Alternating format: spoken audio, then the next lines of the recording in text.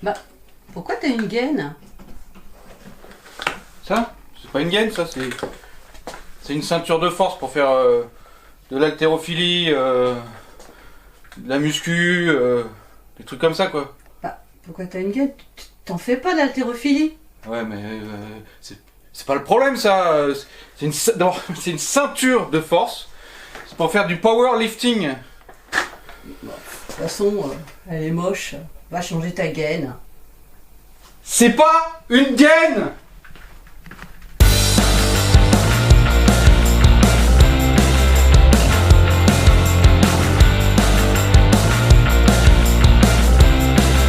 Alors, comme on vous l'a subtilement fait comprendre dans l'intro, aujourd'hui on va parler du changement de câble et gaine sur les vélos. Ça va être assez long parce que je vais le faire sur les manettes Shimano SRAM, j'ai essayé de montrer les deux. Le passage en interne, en externe, et puis quelques petites ruses à la fin quand même pour éviter les bruits qui clac clac clac clac clac qui pourrissent un peu la vie de tout le monde. Déjà en termes de matos, quel est l'intérêt de changer câble et gaine? Franchement, c'est un élément fondamental, enfin des éléments fondamentaux câble et gaine dans le shifting, quoi. C'est vraiment un des trucs qui s'encrasse le plus facilement et qui impacte le plus fort le shifting. Bon alors câble et gaine pour les dérailleurs, c'est des gaines de 4, d'accord, 4 mm.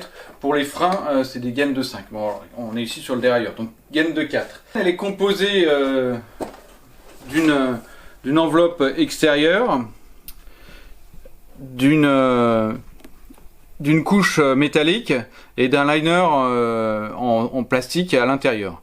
Pour le choisir, avant de choisir son matos, il faut vraiment comprendre quel est l'intérêt. Ici, ça doit faire passer et faire coulisser le câble avec le moins de frottement. Et pour qu'il y ait moins de frottement, il faut que ce truc soit à la fois solide et relativement souple. Vous vous rendez bien compte qu'à partir d'un certain angle, si ça casse à cet endroit-là, le câble ne va plus pouvoir coulisser là-dedans. Donc faut un type de gaine quand même qui soit d'assez bonne qualité. Là on sent qu'il y a une certaine élasticité et ça retrouve sa position initiale, donc ça va permettre au câble de coulisser correctement. Si on en vient au câble, alors l'idée est toujours la même, hein. L'idée c'est d'avoir le câble qui coulisse le mieux et donc qui glisse le mieux. Il y a deux types de câbles déjà, il me semble, inox ou galvanisé. Je vous conseille tout de suite de zapper la case galvanisée parce que en général la couche extérieure galvanisée se barre assez vite et ça rouille. Et la rouille ça fait frotter dans les gaines et du coup ça va niquer tout votre shifting. La différence entre du câble de qualité normale et du câble haut de gamme, d'abord il faut qu'il soit pré-étiré. Et il faut donc qu'il puisse coulisser le mieux possible. Alors les constructeurs ont pensé globalement à une seule solution, c'est d'ajouter, comme on peut le voir ici, une couche de téflon ou une couche de quoi que ce soit qui va permettre que ça glisse. Alors ça marche très bien, effectivement, ça y a pas de souci. Ça a quand même un tout petit défaut, c'est que c'est un peu comme une peinture et très vite la zone où ça frotte, eh ben, elle se barre. Et vous vous retrouvez avec la même situation, plus du téflon qui traîne à l'intérieur et de l'encrassement qui traîne à l'intérieur. Ça marche très bien, mais ça implique de le changer un peu plus souvent. Non, ici et c'est pour ça que cette vidéo elle est sponsorisée par Helvedes, parce que j'adore travailler avec ces... Là c'est même pas un test que je vous fais, je l'ai testé plein de fois, j'adore travailler avec ces câbles là. Eux ils ont pris un parti complètement différent pour obtenir un câble hyper souple, parce que la souplesse permet que ça coulisse facilement. Est-ce qu'on peut voir la différence? C'est qu'ils ont multiplié le nombre de brins. Sur ce petit câble Helvedes, là, on est à 49 brins. Ici, je sais pas, mais beaucoup moins, ce qui rend le truc beaucoup moins souple, intrinsèquement. Donc ça, alors il coûte plus cher, il est un peu plus difficile à trouver. Alors 49 brins, comment ils l'appellent? Le 7x7, forcément, le 49. Mais ça, c'est un vrai plus dans un ensemble de shifting de câble dérailleur. Il compte aussi les types d'embouts. Alors elle existe en plastique ou en métal. La vraie différence de qualité entre deux types d'embouts, c'est que certains d'entre eux ont un petit joint au fond. Et la différence, c'est que ça va rendre tout simplement votre ensemble câble-gaine relativement étanche. C'est-à-dire que flotte et et poussière et sable vont rester à l'extérieur. Donc après, il suffit quand vous le nettoyez de passer un coup de flotte sur le câble qui dépasse et vous réglez le problème.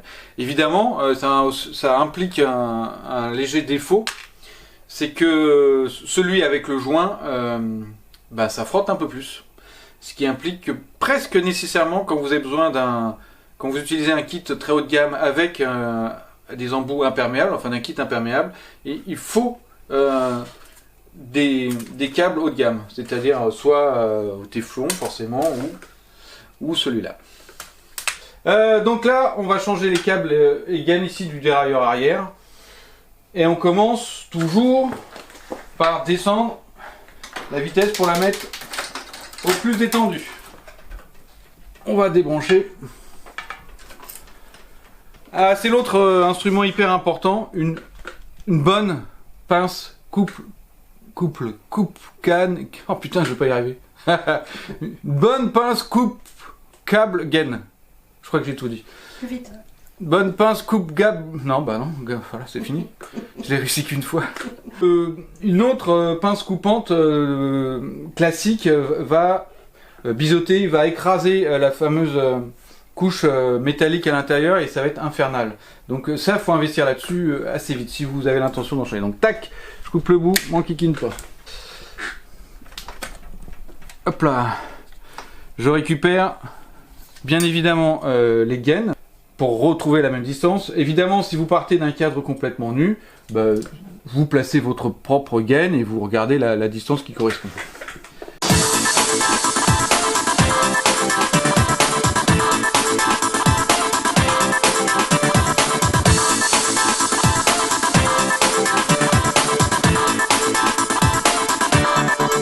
Je récupère donc ma deuxième gaine. Et c'est un shifter Shimano. Alors tous les shifters Shimano fonctionnent pareil, c'est assez sympathique. Donc il va falloir faire sortir ce câble de ce dérailleur là. Ça va se passer ici chez les shifters Shimano. Ils ont une petite vis. Une petite vis. Alors il n'y a pas trop à forcer et pas très balèze. Donc surtout ne forcez jamais parce qu'on peut assez vite la fracasser. Ici, on va pouvoir faire sortir le câble. Juste une petite information, je vous le refais là, je vous remets le câble tel qu'il était. Si on n'a pas descendu complètement les vitesses, le mécanisme a embarqué le câble et on n'est plus en face de l'orifice de sortie. On peut plus on peut pas le sortir. Donc on tend son câble avec la main et là je dois récupérer. Exactement. Donc on insère un nouveau câble. Donc ça aide à repérer parce que parfois quand on le fait, faut repérer le jour qui va en face. Alors, hop là. Et voilà. Une fois que le câble est passé, on check tout de suite que les vitesses passent bien. Donc on crée de la tension avec sa main là. Et on appuie les vitesses. Et on doit sentir que ça remonte. On n'oublie pas évidemment de les redescendre parce que sinon vous allez galérer après pour régler le dérailleur à la fin. Une fois que tu as passé le câble, t'oublies pas de remettre le bouchon tout de suite parce que alors ça c'est le truc, mais c'est pas grave, hein, ça peut se faire à la fin, mais on l'oublie assez facilement. On va couper les gaines. Donc la première qui était là, pas dur, hein, donc je prends la bonne distance, la bonne longueur. Je coupe avec la vraie pince. Et là, j'ai une petite ruse qui peut vous servir. Ici, on voit que après avoir coupé, ça a quand même un peu écrasé et donc l'orifice n'est pas nickel. Donc là, j'ai un petit outil qui, moi, me permet de réouvrir. Ça marche très bien avec ça, par exemple. Là, ça va coulisser nickel. Ça marche aussi avec des petites vis, je l'ai déjà fait. Hein, voilà. Et ça, c'est tellement pratique. Voilà. C'est un investissement pas trop méchant. Et on récupère quelque chose de nickel.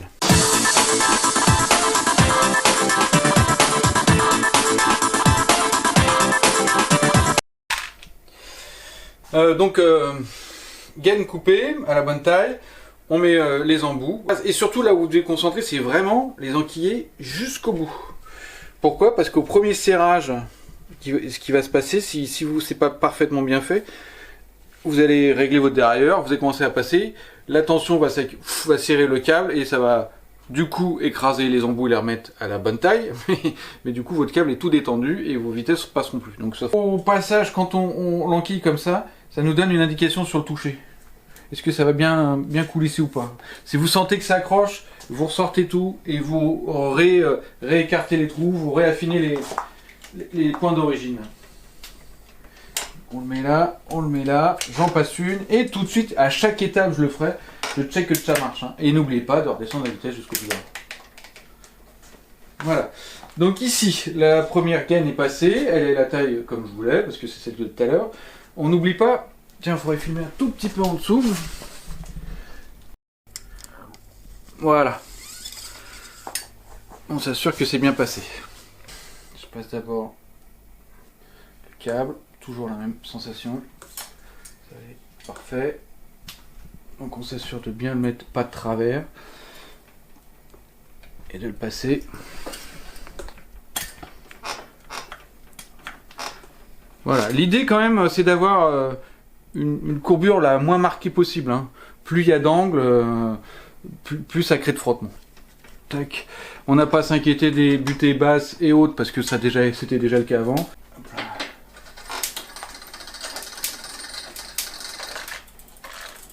Et voilà. On le coupe à 3 cm, c'est bien. On met les petits embouts de câble pour éviter que ça se barre. Ça c'est filoche, qui est jamais très joli. Hop là.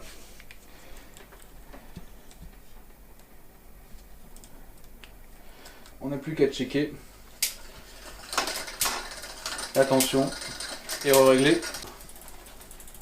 La version plus compliquée, alors elle n'est pas toujours la plus compliquée, c'est quand ça passe à l'intérieur. Je dis pas toujours parce que chez Yeti par exemple, c'est pas le cas pour celui-là, mais depuis ils ont fait des versions où il y a des conduits à l'intérieur. Donc il y a zéro problème. Hein. Tu passes ta gaine qui va d'un bout à l'autre, c'est dans le conduit, il y a zéro souci. Mais sur cette version-là, il y a des soucis. Point de départ, c'est pareil. On descend la vitesse au plus bas. On va débrancher ici. Petite ruse que je n'ai pas précisé tout à l'heure parce que c'était assez simple sur le Shimano.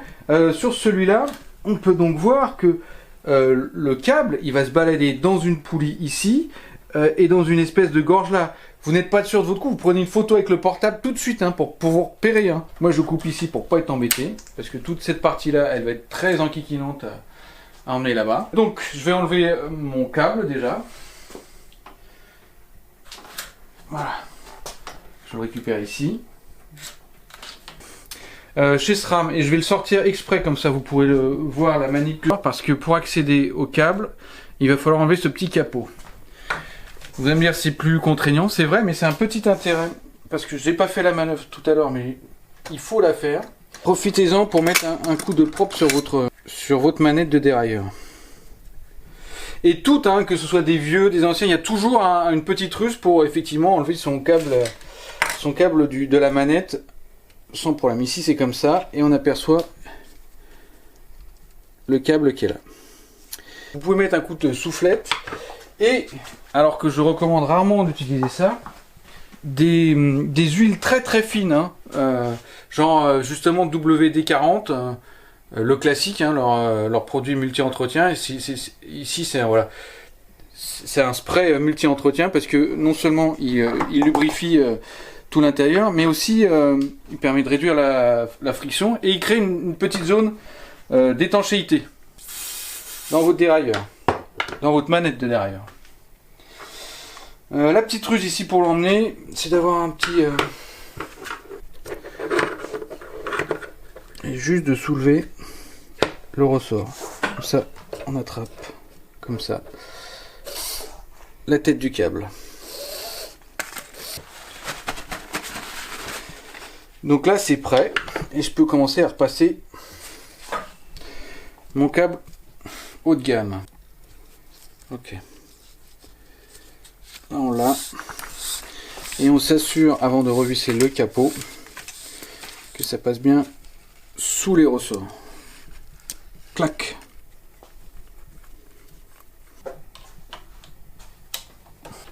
Donc là, on est OP pour le câble. Comme tout à l'heure, on check. Hein. Maintenant, on va s'occuper de cette gaine. Alors ici, on voit qu'il y a des petits, je sais pas comment ça s'appelle, des machins qui permettent de bloquer et d'éviter que ça fasse trop de bruit à l'intérieur. Il faut l'enlever parce que sinon, ça va être... faut les enlever tous. J'en ai 1, 2, 3, 4 donc à enlever. Ouais, 4 à enlever. Sinon, c'est vite galère. Donc ici, j'enlève juste... Voilà. Alors là, t'es pas un abruti. Tu tires pas comme un débile sur les gaines en disant bah maintenant je tire et puis je mets les nouvelles. Parce que je rappelle qu'il n'y a pas de conduit là-dedans. Donc tu vas tirer et ça va être une plaie pas possible pour les remettre. Donc voici la ruse numéro 1. Il faut utiliser ceux qui sont déjà en place pour mettre les nouveaux. Alors j'ai deux options. Moi j'ai un kit. J'ai un kit forcément vu le nombre de kilomètres de gaines que je passe.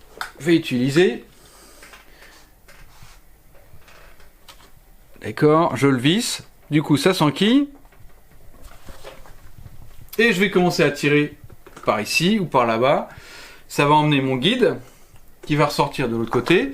Je vais pouvoir reconnecter la nouvelle gaine et faire le chemin inverse jusqu'ici. C'est un petit outil qui est utilisé pour les reverbs, justement. Je sais le reverb et qui permet de rabooter les gaines hydrauliques de la reverb. Et ça marche aussi très bien là-dessus. Ça coûte pas très cher, genre 4 balles. Et c'est fort pratique. Donc c'est-à-dire vous en vissez la première partie dans votre gaine qui est déjà en place. Et vous allez le visser cette fois-ci dans le sens de la gaine jaune. Ça va dévisser côté noir. Et les deux gaines vont se retrouver connectées. Et on va commencer à tirer la gaine petit à petit.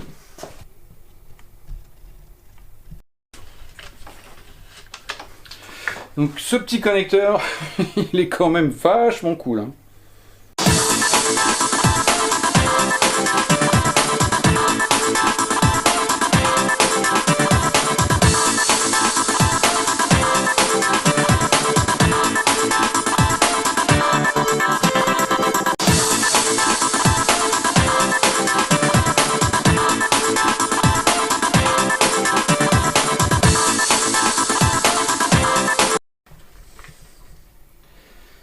Donc on le passe bien dans la poulie chez SRAM, voilà. Et si ça part de travers, vous le savez tout de suite. Là, on vérifie bien qu'on a une distance qui est correcte. Moi, ça dépasse pas trop, j'ai peu d'angle. Ça me convient bien là. Tu vois, je peux même le réenfoncer un petit peu. Ici, j'ai la distance que je veux. Ça me va bien. Je trouve que le jaune, il pète bien. La petite ruse, on n'oublie pas, ça doit ici passer dans cette espèce de poulie. Voilà, on le voit bien sortir ici. Là. On le serre. Et voilà. Donne, on n'a plus qu'à couper, à mettre l'embout de câble ici et à remettre les petites zones de protection et pour éviter que ça fasse du bruit.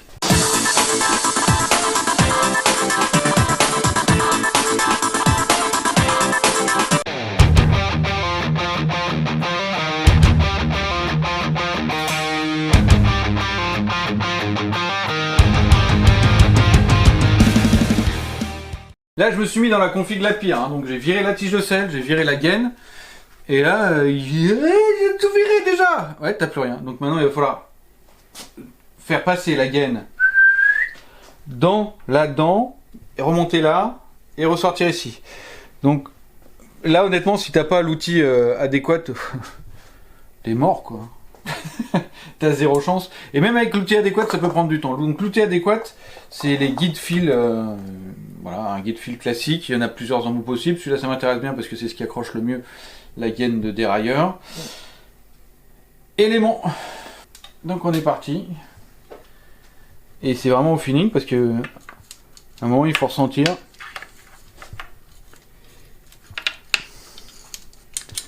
Tac. On l'a entendu et il est là. Et là, donc on voit l'aimant qui est là, et donc le guide gaine qui est là, et j'ai plus qu'à le faire refaire sortir ici. On en est là. Et t'imagines que si on tombe dans les 10 derniers centimètres, t'as raté le bol de cacahuètes quoi. Pump the jam, pump it up et pump the jam. Oh putain, 2 heures qu'on est dessus. Voilà. T'as passé ton guide fil. Et donc ça, alors quand les mecs dans les ateliers chargent un peu plus, on demande un peu plus pour le passage en interne, je vous jure que parfois ça les vaut largement.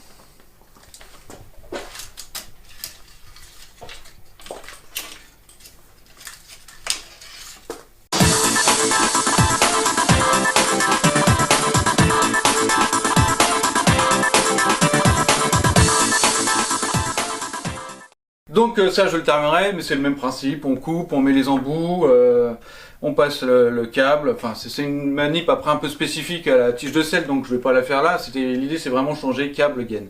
Et donc là je vous avais pu voir comment on passe en interne dans la situation la plus compliquée possible.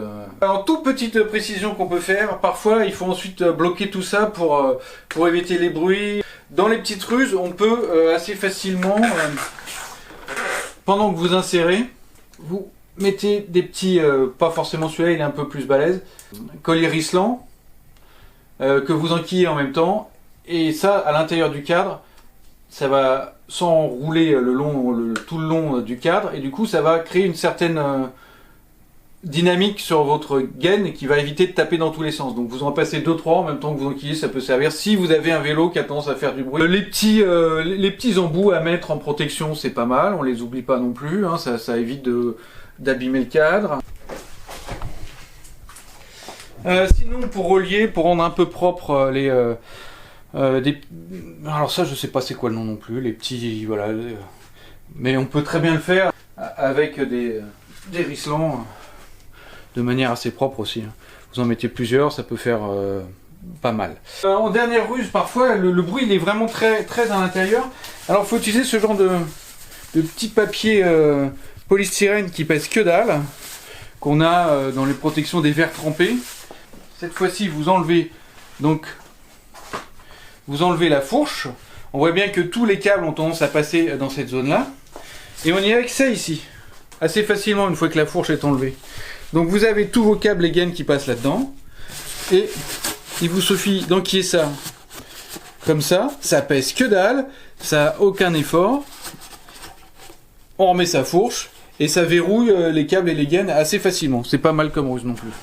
Enfin pour protéger son cadre, ici les zones, c'est des zones où ça frotte quand même, n'hésitez pas à acheter des scotch un peu haut de gamme, des scotch de protection comme on en trouve partout, là c'est du 3 mm de chez, ou 6 mm, le Shelter je crois de chez Effetto Mariposa, ça marche très bien, il y a des tas d'autres marques, vous le mettez là, ça fait pas trop moche et ça protège votre cadre correctement des rayures des gaines. J'espère que ce tuto vous a plu les copains, n'hésitez pas à poser des questions sur le forum si vous avez des trucs où j'ai pas été précis sur certaines zones, et puis allez, salut les amigos! Namasté.